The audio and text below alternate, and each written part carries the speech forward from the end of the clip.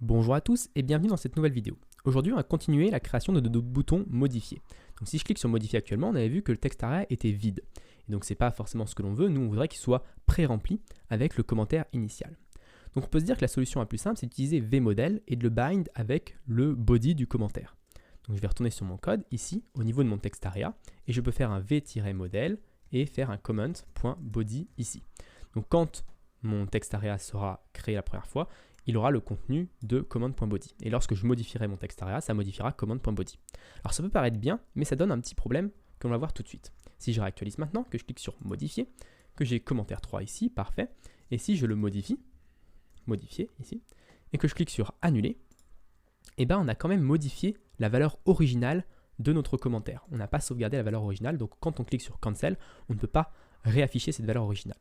Si je vous montre ici sur comment, dans notre composant Vue.js de base, notre commentaire original ici qui s'appelle body modifié, si je modifie ici à nouveau, on voit que ça modifie également le composant de base. Ce n'est pas forcément ce qu'on veut faire. Nous, ce qu'on voudrait faire, c'est lorsque je modifie, on modifie une variable locale dans ce composant Vue.js là, et lorsque je clique sur annuler, dans ce cas-là, on peut supprimer la variable locale. Et quand je clique sur sauvegarder, dans ce cas-là, on va pouvoir sauvegarder la variable locale en base de données via l'API et également en Vue.js via this.command.body. Donc on va faire ça tout de suite, on va créer une nouvelle variable locale. Donc je vais descendre, à côté de mon edit, qui est ma première variable locale, on va pouvoir créer une nouvelle qui va s'appeler newBody. Et par défaut, cette valeur, ça sera this.command.body, parce qu'on veut que par défaut, ce soit pré-rempli. Maintenant, tout en haut dans mon texte area, au lieu de vbind command.body, je vais vbind newBody. Comme ça va afficher la valeur originale par défaut de base, et ensuite, lorsque je modifierai, ça modifiera uniquement newBody, donc ce sera ce que l'on veut. Donc si je réactualise maintenant, je clique sur modifier, je fais modifier ici, et on peut regarder tout de suite dans Vue.js ici, on voit que commentaire 3 n'a pas été modifié pour le moment. Si je clique sur annuler, on voit que commentaire 3 n'a pas été modifié. Par contre, si je reclique sur modifier maintenant, on voit que j'ai toujours ma modification. C'est pas forcément ce que je veux. Moi, quand je clique sur annuler, je voudrais que ça supprime cette modification. Et quand je reclique à nouveau sur modifier, ça me remette la valeur de base de mon commentaire. Donc comment faire ça? On peut faire ça au niveau de l'annulation. Quand on annule la chose, on peut faire que edit égale false, mais on peut également dire que newBody reprend une valeur originale, donc on réinitialise, on va dire newBody. Le problème, c'est que ici, @click, on l'a mis en inline dans le HTML. Donc on ne peut pas non plus écrire 15 000 lignes de code ici, ça va être un petit peu difficile à lire plus tard. Donc pour faire ça, je vais créer une nouvelle fonction que je vais appeler cancel. Je vais créer une fonction cancel qu'on va appeler ici. Et plus bas, dans ma partie JavaScript, avec la fonction update, je vais créer la fonction cancel.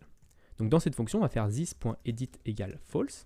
C'est ce qu'on faisait d'habitude et c'est ça, on va le refaire quand même. Et on va également réinitialiser le newBody. Donc je vais faire this.newBody égale this.command.body. Donc ça réinitialise le newBody. Donc maintenant, si je réactualise, je clique sur modifier, je fais modifier ici, je clique sur annuler, et maintenant si je reclique sur modifier, c'est là le changement, on va voir commentaire 3 qui apparaît et pas à modifier. Donc on a bien réinitialisé la valeur quand on clique sur annuler. Donc ça, c'est parfait. Maintenant, quand je clique sur sauvegarder, on veut faire l'appel à l'API, bien sûr, ça on le fera dans la prochaine vidéo, mais on veut également sauvegarder en local le nouveau commentaire, le newBody. Donc ça, rien de plus simple. Dans ma fonction update, je vais pouvoir faire this.comment.body égale this.newBody. Donc on sauvegarde le newBody dans le commentaire, donc dans le this.comment qui est le commentaire original, qui est le commentaire, on va dire, fixe et sauvegardé. Et ensuite, je vais faire un this.edit égale false. Parce que quand on sauvegarde, on veut également remettre la valeur du commentaire normal. Donc si je reviens ici, que je réactualise, je clique sur modifier, je fais modifier, point d'exclamation, je clique sur sauvegarder, et là bien sûr modifier apparaît correctement. Si je clique sur modifier maintenant, on voit qu'on a toujours modifié, je peux le remodifier à nouveau, sauvegarder, et on voit que ça modifie également le commentaire affiché.